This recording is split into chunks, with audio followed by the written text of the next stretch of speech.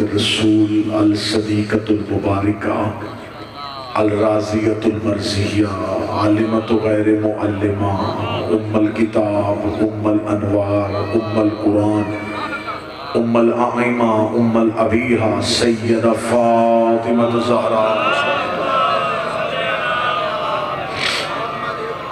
واولادہ المعصومین وَلَعْنَ اللَّهُ تَعَالَى عَلَى قَوْمِ الظَّالِمِينَ الْكَافِرِينَ الْمُنَافِقِينَ الْمُتَكَبِّرِينَ أَمَّا بَعْدُ فَقَدْ قَالَ حَقٌّ سُبْحَانَهُ تَعَالَى فِي كِتَابِهِ الْمَجِيدِ وَفُرْقَانِ الْحَمِيدِ وَهُوَ أَصْدَقُ الصَّادِقِينَ وَقَوْلُهُ الْحَقُّ بسم اللہ الرحمن الرحیم اِنَّا أَعْطَيْنَاكَ الْكَوْثَرَ عبادت میں شمولیت فرمائے درود سارے صحابان مل کے مولا سے کرتے اللہ صلی اللہ محمد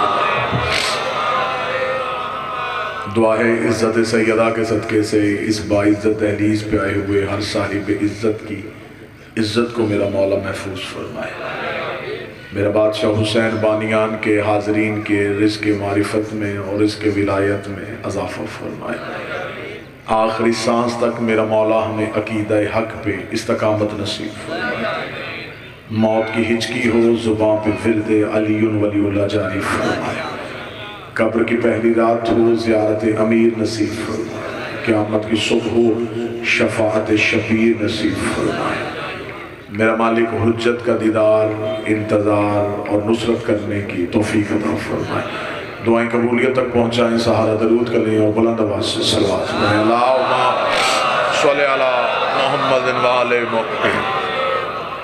اجازت ہے ذکر شروع کیا جا سکتا اس شہزادی کی مدحت میں چار جملے پڑھنا چاہوں گا جس کی مدحت پڑھنا کسی بشر کا کام نہیں، اس بی بی کی حقیقت کسی انسان کی عقل سے باہر ہے کہ کوئی بتائے کہ زہرا کسے کہتے ہیں،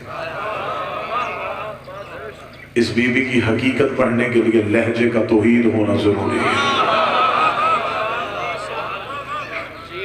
کون پڑھے کہ زہرا کسے کہتے ہیں، میں سطر پہلی پڑھنے لگا اور یہیں سے اندازہ ہو جائے گا کہ کس معیار پہ گفتگو ہوگی، جو کعبے سے زیادہ پاک ہو اسے بطول کہتے ہیں، جو ہاتھ اٹھ گیا بادشاہ حسین کبھی کسی کا محتاج نہ کرے، شہزادی کونین کبھی کسی کا محتاج نہ کرے، میں جملہ پھر بدلتا ہوں، اگر ایک لمحے کے لیے ذہن میں بے نیازی تھی تو پھر عقیدے کی معراج ہو جائے، جو کعبے سے زیادہ پاک ہو اسے بطول کہتے ہیں، اب ذہنوں میں سوال اٹھے گا کہ سب سے زیادہ پاک تو کعبہ ہے اور کعبے سے زیادہ پاک کیا ہو سکتا ہے، ابتدائی مجلس ہے، ابھی عشق کی نماز کی پہلی رکعت شروع ہوئی ہے، جس کے عقیدے کا وضو ٹھیک ہے اس کی سماعتیں بالکل یقین کامل کی سرحد پہ کھڑی ہیں، لیکن جہاں ہلکی سی بھی شک کی لائن ہے اس بندے کی شک کی لائن کو ہمیشہ کے لیے مٹانے کے لیے میں جملہ کہا جو کعبے سے زیادہ پاک ہو، اگر کسی بندے کے ذہن میں سوال ہے وہ ابھی مسجد امام بارگاہ سے قرآن لائے، قرآن منبر پہ رکھے، پہلے قرآن سے پوچھتے ہیں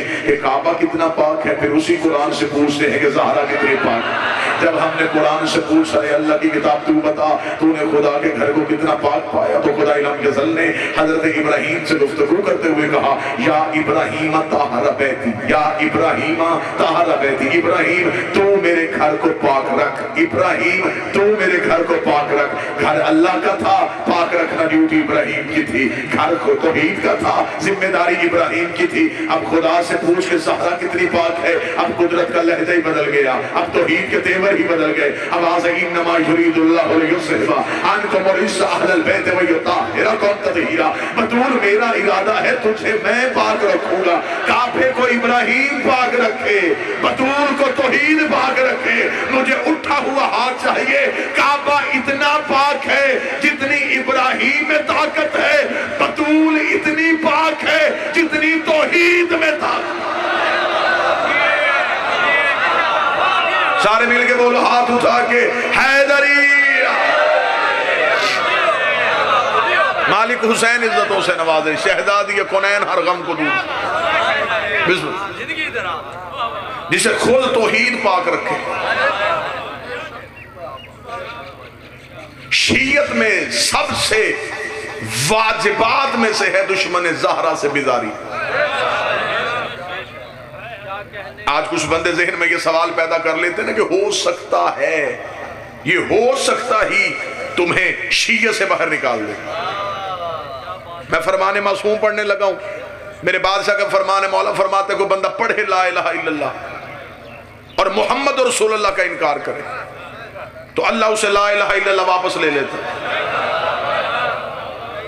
میں کسی مولوی کی کتاب کا ترجمہ نہیں، معصوم کا جملہ پڑھ رہا ہوں، میرے بعد سے فرماتے ہیں پڑھے بندہ لا الہ الا اللہ اور اقرار میں محمد رسول اللہ نہ ہو اور محمد علی شاہ تو خدا لا الہ الا اللہ واپس لے لیتا ہے۔ پھر فیضل جی پھر وہی معصوم فرماتے ہیں بندہ پڑھے محمد رسول اللہ اور اقرار علی ولی اللہ نہ ہو تو خدا محمد رسول اللہ بھی واپس لے لیتا ہے۔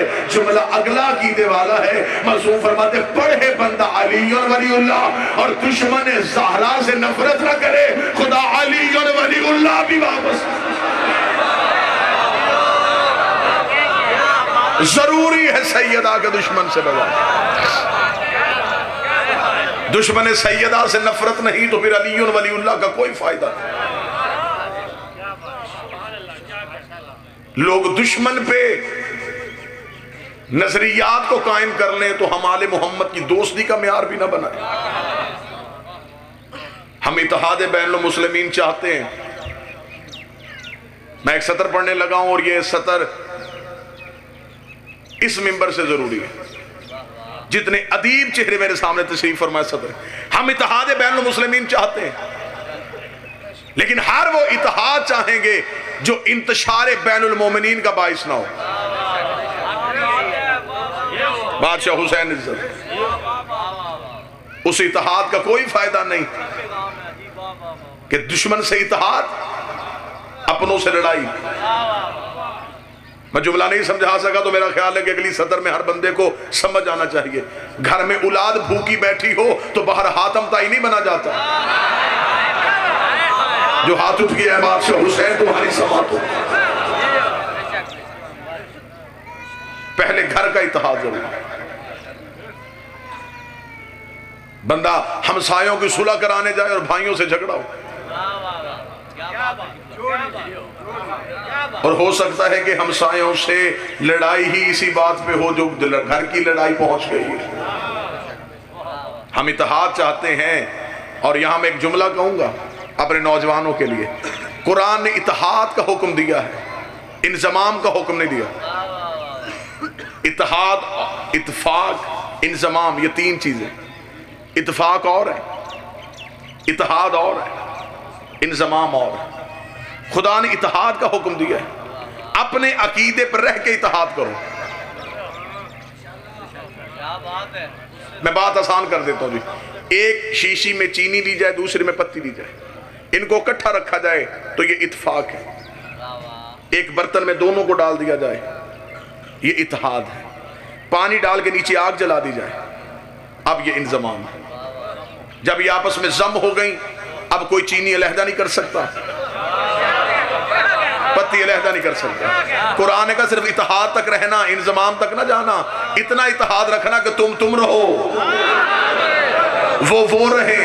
تمہارا اتحاد ہونا چاہیے نظریات کی وجہ سے، تمہارا اتحاد ہونا چاہیے عقیدے کی وجہ سے، یہ نہ ہو کہ تم وہ ہو جاؤ وہ تم ہو جاؤ، ایسا نہیں ہو سکتا۔ اس کی اسلام اجازت ہی نہیں دیتا۔ اسلام کہتا ہے اتحاد کرو لیکن اپنے عقیدے میں رہ کے اتحاد کرو۔ ہمارے عقیدے کا نام علی ولی اللہ ہے، ہر وہ اتحاد زندہ باد ہے جس میں علی ولی اللہ۔ سارے بولنا مل کے بولنا، ہاتھ اٹھا کے بولنا، حیدری۔ بسم اللہ سر۔ علی ولی اللہ کا پرچم ہم بلند کریں گے، جو بھی اس پرچم کے نیچے آئے ہم اسے بسم اللہ کہہ کے سلام کریں، کیونکہ حجت کا انکار وہ جرم ہے جس کی معافی نہیں۔ میں سطر پڑھنے لگا ہوں اور پوری ذمہ داری کے ساتھ پڑھنے لگا۔ اقرار کرے بندہ علی ولی اللہ کا، جہنم میں چلا جائے، ہو ہی نہیں سکتا۔ جو چپ بیٹھے ہو تمہارا یقین کیا ہے؟ اور بندہ انکار کرے علی ولی اللہ کا، چلا جائے جنت میں، ایسا بھی نہیں ہو سکتا۔ جنت ملنی ہے عقیدے کی وجہ سے، اس لیے خدا نے قبر میں سوال ہی عقیدے کا رکھا ہے۔ قیامت والے دن نمازیں اسی کی دیکھی جانی ہے جس کا عقیدے کا جواب ٹھیک ہونا۔ اس لیے تو ہم مرتے دم تک بھی اپنے مردے کی جان نہیں چھوڑتے، اسے قبر میں لٹا کے ایک بندے کو اتار کے کاندھے پکڑ کے ہلا کے قبر کی آخری منزل میں بیٹھ کے پھر کہہ دیتے ہیں اسما افہم، ابھی تو ہم سے جدا ہو رہا ہے، سن اور یاد رکھنا تو اسی عقیدے پہ ہم سے جدا ہو رہا ہے۔ تو اللہ کو رب کہتا تھا، قرآن کو کتاب کہتا تھا، کعبہ کو قبلہ مانتا تھا، محمد کو اپنا نبی مانتا، پھر اس کا نام لے کے اسے ہلا کے کہا جاتا ہے اسی عقیدے پہ ہم سے جدا ہو رہا ہے۔ تھوڑی دیر بعد تیری قبر میں علی آنے والے ہیں، تو نے چپ نہیں رہنا، تو نے بول کے گواہی دینی ہے، علی کے سامنے بیٹھ کے کہنا ہے بادشاہ آپ ہی میرے امام ہیں، آپ کا بیٹا حسن بھی میرا امام ہے، آپ کا بیٹا حسین بھی میرا امام ہے، آپ کا بیٹا سجاد بھی میرا امام ہے۔ اس وقت وہ مولوی جو تلقین پڑھا رہا ہو اس کا گریبان پکڑ کے پوچھنا زندگی میں ایک ہی گواہی واجب نہیں تھی، قبر میں 12 کی واجب کیسے؟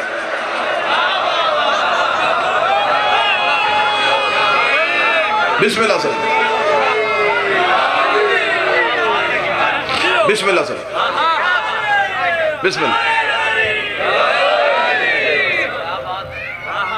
انکار حجت وہ جرم ہے جس کی معافی نہیں۔ حجت کا انکار کرو، خدا نمازیں بھی واپس لے لیتے۔ متوجہ صاحبان میری طرف رہیں کہ تم آپ کو ابلیس کا قصور کیا تھا، اللہ کا انکار۔ ابلیس کل بھی یا اللہ مدد کا قائل تھا،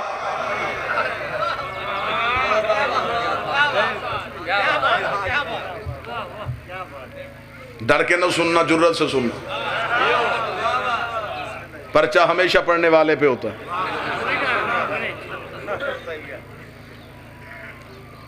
اس نے انکار کیا تھا کس کا؟ اللہ کا۔ ابلیس اللہ کی مدد کا منکر نہیں تھا، اس نے صرف حجت کا انکار کیا۔ اس کا تو جتنے سجدے کہے گا میں کروں گا، اسے ایک بھی نہیں کرتا۔ خدا نے کہا میں لاکھوں بھی ضائع کرنے لگا ہوں، اس ایک ہی وجہ سے، یہ ایک ہوگا تو وہ قبول ہوں گے۔ میں جو 2 + 2 4 والا حساب کرنے لگا، خدا نے کہا یہ ایک ہے تو وہ ہے، ورنہ اٹھا یہ سارے سجدے۔ فاخرج، نکل، ابھی نکل، فوراً نکل، نکل جا میرے دربار سے۔ توجہ میری طرف رکھنا سامان، جب کوئی ذاکر آئے گا میں نام لے کے استقبال کروں گا، یہ میری آپ کے ساتھ وعدہ ہے۔ تب تک آپ نے مجھے دیکھنا ہے۔ فرمایا ابھی نکل، فوراً نکل، ابھی نکل جا۔ لعنت الی یوم الدین، لعنت دروازے پہ کھڑی ہے، وہ صرف تیرا انتظار کر رہی ہے۔ تو یہاں سے باہر نکلے گا وہ تیرے ساتھ چلی جائے گی، پھر جہاں تک تو جائے گا وہاں تک لعنت تیرے ساتھ چلی جائے گی۔ اور رائے ونڈ کی دھرتی میں صرف اللہ، فقط اللہ، بس اللہ اور صرف یا اللہ کے نعرے لگانے والے آؤ اللہ سے پوچھتے ہیں میرے مالک تو نے ایک دن مقرر کیا ہے، سزا بھی تو نے اسی دن دینی ہے، جنت دوزخ کا فیصلہ بھی تو نے اسی دن کرنا ہے، وہ روز فیصلہ ہے، وہ روز جزا ہے۔ میرے مالک یہ بندہ پہلا ہے، اس نے ابھی کا ابھی جرم کیا اور تو نے ابھی کی ابھی اسے سزا سنا دی۔ میرے مالک ہو سکتا ہے تھوڑی دیر بعد تیری بارگاہ میں واپس آ کے تجھ سے معافی کی درخواست کرے، میرے مالک ہو سکتا ہے تجھے معاف کرنا پڑ جائے، لیکن تو نے ابھی لعنتی کیوں بنا دیا؟ فرمایا فوراً لعنتی اس لیے بنایا ہے، اگر میں اس کی نمازیں دے کے اسے بچنے کی گنجائش دے دیتا، ابھی فیصلہ اس لیے سنا دیا ہے کہ حجت بھی پہلی ہے، منکر بھی پہلا ہے، حجت بھی پہلی ہے، منکر بھی پہلا ہے۔ اگر آج اسے اس کی نمازوں کی وجہ سے معاف کر دیتا تو کل کو بڑے بڑے حجت کے منکر نمازوں کے ٹوکرے اٹھا کے میرے دروازے پہ آ کے کھڑے ہو جاتے کہ اسے بھی معاف کیا تھا، ہمیں بھی معاف کر دے، اسے بھی بخشا تھا، ہمیں بھی بخشے۔ میں اس کی نماز لعنت بنا کے اس کے گلے میں ڈال کے دنیا کو بتا رہا ہوں لا الہ کا منکر معاف ہو سکتا ہے، علی ولی اللہ کا منکر۔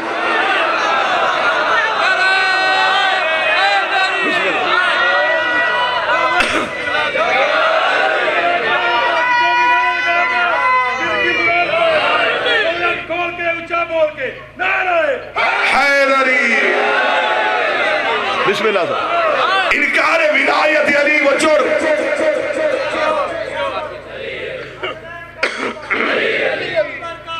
علی علی علی علی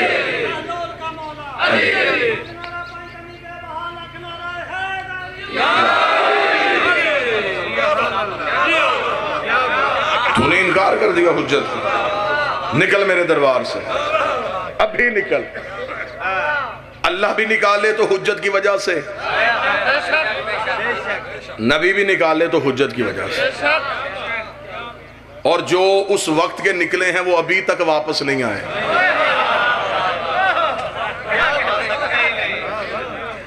اللہ اور رسول کے نکلے ہوں کو کون واپس لا سکتے؟ نکال دیا، تم نے حجت کا انکار کیا۔ ابلیس کا قصور صرف اور صرف انکار حجت تھا، اس نے آدم کا انکار کر دیا۔ علی آدم کے مولا ہیں،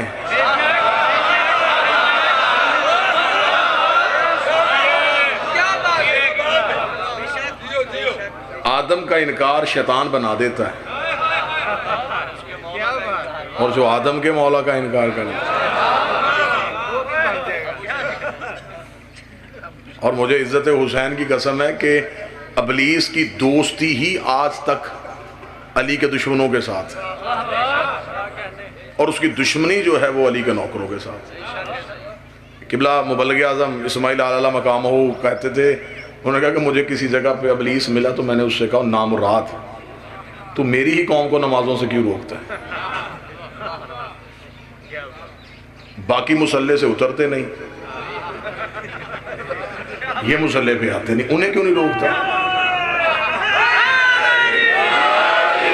جو جملہ مولوی اسماعیل صاحب نے کہا لطف لینے والا ہے، مولوی صاحب کہنے میں نے اس سے کہا کہ انہیں کیوں نہیں روکتا؟ اس نے کہا مولوی اسماعیل میرا دماغ خراب ہے، میں اسی کو روکوں گا جس کی قبول ہونی نہیں،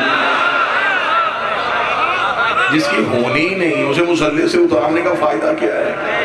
جس بندے کے چہرے کی رنگت ہلکی سی تبدیل ہوئی ہے، اب اس کے لیے مجھے خطرناک جملہ کہنا پڑ رہا ہے، کاش وہ رنگت ٹھیک ہوتی تو میں یہ جملے کا سہارا ہی نہ لیتا۔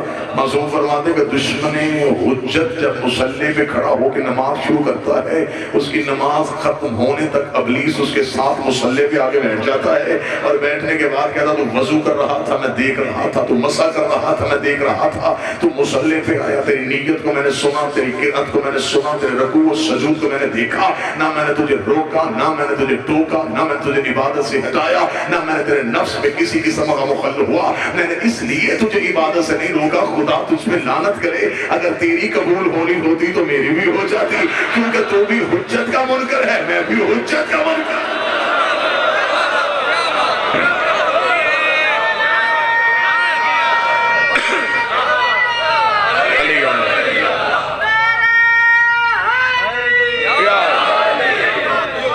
معصوم سے ایک بندے نے پوچھا تھا مولا امیر المومنین سے کہ مولا کسی انسان کو پہچان نہ ہو تو کیسے پہچانتے؟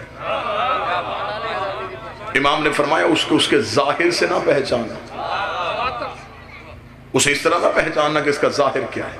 معصوم نے جو کلیہ دی وہ کلیہ پڑھنے لگا، معصوم فرماتے ہیں صرف اسے اس بات سے پہچاننا کسی کا حق تو نہیں کھا رہا، اگر کسی کا حق کھا رہا ہے تو اس کی نماز کا کوئی فائدہ نہیں، مجمع چپ رہے، مجھے دکھ ہوگا۔ جو کسی کا حق کھائے وہ انسان نہیں رہتا، اور جو علی کا حق کھا جائے۔ انکار حجت وہ جرم ہے جس کی معافی نہیں۔ جس نے غدیر کے بعد اعلان کیا تھا نا انکار کرنے کا، اس کا بھی جذباتی فیصلہ نہیں تھا۔ غدیر میں اعلان ولایت کے بعد وہ جو حارث ہے، بن کیوں جی؟ جو علی کا دشمن ہو اس کا بن کے ساتھ تعلق ہی کوئی نہیں۔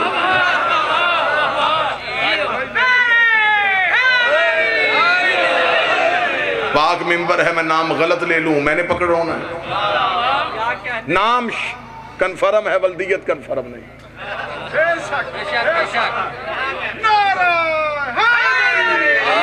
اس نے انکار کیا، اور انکار کیا کیا؟ وہیں پہ کھڑے ہو کے انکار کر دیا؟ نہیں، سوچی سمجھی سازش کے تحت اسے پلانٹڈ تھا، اسے تیار کیا گیا تھا، ایک سازشی گروہ نے اسے تیار کیا۔ انہوں نے کہا تو چاہ، تو کہہ دے کہ علی ولی اللہ، اللہ کا حکم نہیں، وہ کہے گا ہے، تو مانگنا عذاب، ہم گارنٹی دیتے ہیں نہیں آنا۔ انہوں نے کہا کیوں نہیں آئے گا؟ انہوں نے کہا ابو جہل نے مکے میں مانگا تھا، وہ تو اللہ کو بھی نہیں مانتا تھا، نبی کا کلمہ بھی نہیں پڑھتا تھا، اسے کہا تھا کہ عذاب، اس سے مانگ دے عذاب۔ اسے کہہ دے پتھر بھیجے ہمیں ویسے ہی ختم کر دے. رسول نے کہا اللہ افطر علینا حجارۃ من السماء، میرے اللہ یہ پتھر مانگ رہا ہے، آسمان سے پتھر بھیج سکتا ہے؟ فرمایا ان کان لیعذبہم وانت فیہم، وہاں عذاب آ سکتا ہے جہاں تو رہتا ہو، جہاں تو ہو وہاں عذاب نہیں آتا. ان کا عذاب آنا ہی نہیں، کیونکہ یہ ہے اس کے قریب کھڑا ہو کے عذاب مانگ.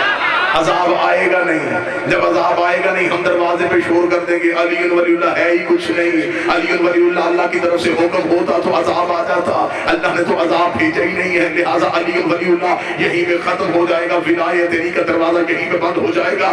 سوچی سمجھی سکین کے تحت اسے تیار کیا گیا، اسے نبی کے سامنے کھڑا کیا گیا. اسے کہا اے عبداللہ کے یتیم، تو نے کہا اللہ ایک ہم نے مانا، تو نے کہا روزہ رکھو ہم نے رکھا، تو نے کہا نماز پڑھو ہم نے پڑھی، یہ کیا کر گیا اپنے بعد اپنے چچا زاد بھائی علی کو ہمارے اوپر حاکم بنا گیا. کہ بتا یہ ولایت تیری مرضی سے ہے یا اللہ کی مرضی؟ اگر اس میں اللہ کی مرضی شامل ہے تو اسے کہ آسمان سے پتھر بھیجے. فوراً تڑپتی ہوئی آیت نازل آ گئی، وَسَأَلَ سَائِلٌ بِعَذَابٍ واقع. ایک سوال کرنے والے نے سوال کیا، ہم نے عذاب واقع کر دیا. فوراً حارث کے سر پہ پتھر لگا تو حصوں میں تشریف ہو گیا. نبی نے کہا میرے اللہ تیرے تو قانون ٹوٹتے نہیں، تو نے تو کہا تھا جہاں میں ہوں وہاں عذاب نہیں آتا. فرمایا عصور یاد ہے لا الہ کے منکر معاف ہو سکتے ہیں، علی ولی اللہ کے. اس میں بھی فوراً عذاب آیا تھا، اس میں بھی عذاب فوراً آیا، اس میں بھی عذاب فوراً آیا. نہ اس کے لیے معافی، نہ اس کے لیے معافی، نہ اسے معافی کا لمحہ ملا، نہ اسے معافی کا لمحہ ملا. ایک لمحہ بھی علی کے بغیر گزارو گے فوراً عذاب آ جائے گا. پھر مجھے جملہ یاد آ گیا، مبلغ اعظم سے قاضی سعید الرحمان نے مناظرہ کرتے ہوئے ایک سوال کیا تھا. اس نے کہا مولوی اسماعیل میں تجھ پہ سوال کرنا چاہتا ہوں، فرض کر تو شیعہ نہیں. مولوی اسماعیل نے کہا میرا دماغ خراب ہے، اسی فرض میں مر جاؤ جہنم میں چلا جاؤ. میں وہ فرض ہی کیوں کروں جو فرض ہی کفر ہو. اب اس میں میرا خیال ہے میں نے کوئی بھی ایسی بات نہیں کی جو مجمع کے لیے نہیں ہو. ابلیس پہ عذاب آیا فوراً آیا، کس کی وجہ سے آیا؟ انکار حجت کی وجہ سے. حارث پہ عذاب آیا فوراً آیا، کیوں آیا؟ نماز کا انکار کیا تھا، روزے کا انکار کیا تھا، نبی کی نبوت کو نہیں مانتا تھا، اللہ کی وحدانیت کو نہیں مانتا، علی کی ولایت کو نہیں مانتا تھا. مستحب ہوتی تو عذاب نہ آتا.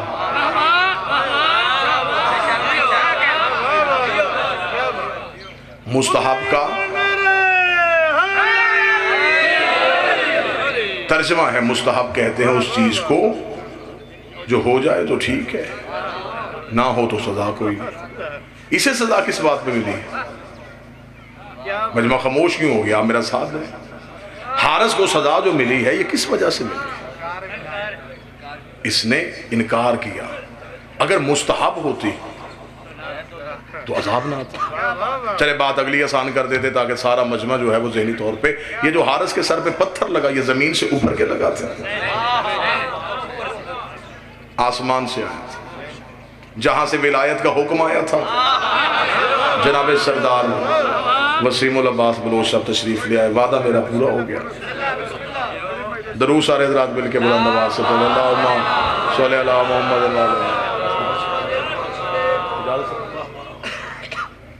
جناب قبلہ و کعبہ علامہ سید محمد عباس رضوی صاحب بھی تشریف لے آئے. لگے اب میرے دو قابل احترام عزتدار بھائی تشریف لے آئے، ایک سید ایک غیر سید، لہذا احترام. بسم اللہ.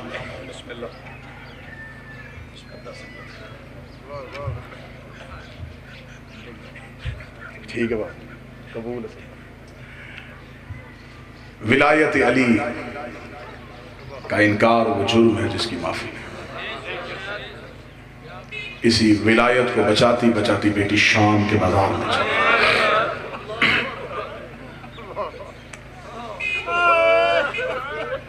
اس کا ننگا سر چمکتے ہوئے سورج نے دیکھا جو باپ کے سامنے بھی پردے میں آتی تھی.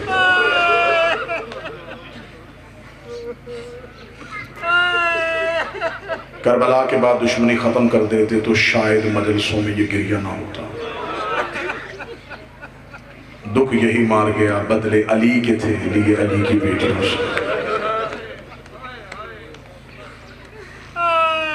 اس بی بی کو اس بازار سے گزارا گیا جو بازار مردوں کے چلنے کے لائق بھی نہیں تھا۔ مجلس ختم ہو، مستورات کے ساتھ مرد ہو، مرد بازار میں آئے، بہن پیچھے آتی ہے، بیٹی باپ کے پیچھے چلتی ہے، رش زیادہ ہو یا رستہ بھائی بناتا ہے یا باپ بناتا ہے، آواز نہیں دیتا کیونکہ اس کے ساتھ پردہ دار ہوتی ہے، جو بندہ سامنے ہوتا ہے وہ اس کے کاندھے پہ ہاتھ رکھتا ہے کہ اسے پتہ چل جائے کہ میرے ساتھ پردہ دار ہے۔ ہائے کہہ سکو تو کہہ دینا، جس نے علی کی بیٹی کا رستہ بنانا تھا اس کے ہاتھ بڑھے ہوئے تھے، وہ ہر موڑ پہ ایک ہی صدا دیتا رہا، رستہ دو میرے ساتھ علی کی بیٹی،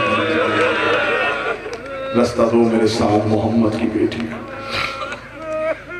گزر گئی بازار شام سے، پلٹ آئی واپس مدینے آ کے بی بی سیدھی آئی ہے قبر رسول پہ، قبر رسول پہ آ کے بی بی نے روضہ رسول کے دروازے پہ ہاتھ رکھا، ہاتھ رکھ کے بی بی نے سسکیاں لے کے رو کے پہلی سطر پڑھی، بی بی رو کے کہتی نانا ایک بار قبر سے نکل کے پہچان میں وہی زینب ہوں۔